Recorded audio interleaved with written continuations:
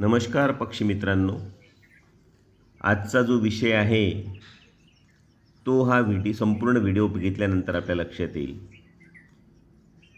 हे आहे पक्ष्यांचं रेस्टॉरंट. आपण पक्ष्यांचे ज्यूस बार हा शब्द ऐकला असेल, तसाच हाही एक शब्द आपल्यासाठी नवीन असू शकतो, ज्याला मी नाव ठेवलं पक्ष्यांचं रेस्टॉरंट. हे आहे पिंपळाचं झाड.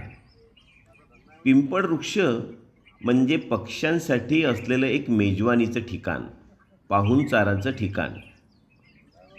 आपल्या परिसरात जर आपल्याला मोठ्या संख्येने पक्षी बघायचे असतील तर आपल्या घराच्या परिसरात, घराजवळ, ओपन पेसमध्ये, शाळेच्या प्रांगणात, महाविद्यालयाच्या प्रांगणात, आपल्या शहरातील, गावातील बगीच्यांमध्ये अशी पिंपळाची झाडं असणं फार गरजेचं आहे.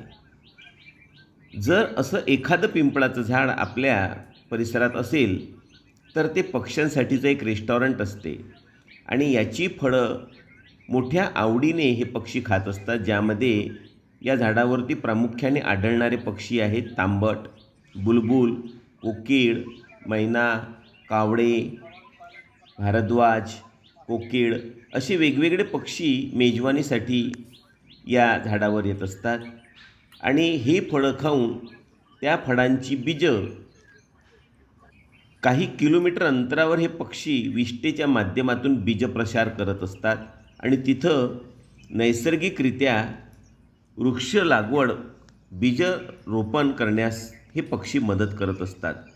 जंगल निर्मितीमध्ये सर्वात मोठा सिंहाचा वाटा ज्याला म्हणू तो आहे पक्ष्यांचा, जे बीजप्रसार करण्यास फार मोठ्या प्रमाणात मदत करीत असतात. तर मला आशा आहे आमचे मित्र जे आहेत राजेंद्रजी कोल्हे यांनी यांच्या घराजवळ लावलेलं हे पिंपळाचं झाड आहे, ज्याचं वय आज 25-30 वर्षे आहे आणि सुंदर असे पक्षी या झाडांवर येत असतात आणि यांची किलबिलाट ऐकून आपल्या मनमस्तकावर आलेला ताण कमी होण्यास मदत होते. मंजुळ स्वर कानावर पडले तर ट्रेस येत नाही किंवा आलेला ट्रेस नाहीसा होतो. मला आशा आहे हा व्हिडिओ बघितल्यानंतर आपण नक्कीच आपल्या घराच्या परिसरात, ओपन पेसमध्ये कुठंतरी एक तरी पिंपळाचं झाड नक्कीच लावाल आणि व्हिडिओ आवडल्यास, विषय आवडल्यास हा व्हिडिओ जास्तीत जास्त शेअर करण्यास मदत कराल. किमान एक तरी लाईक द्याल आणि असे जर पर्यावरणपूरक व्हिडिओ आपल्याला बघायचे असतील तर माझ्या या चॅनलला सबस्क्राईब करायला विसरू नका. एवढं बोलतो या ठिकाणी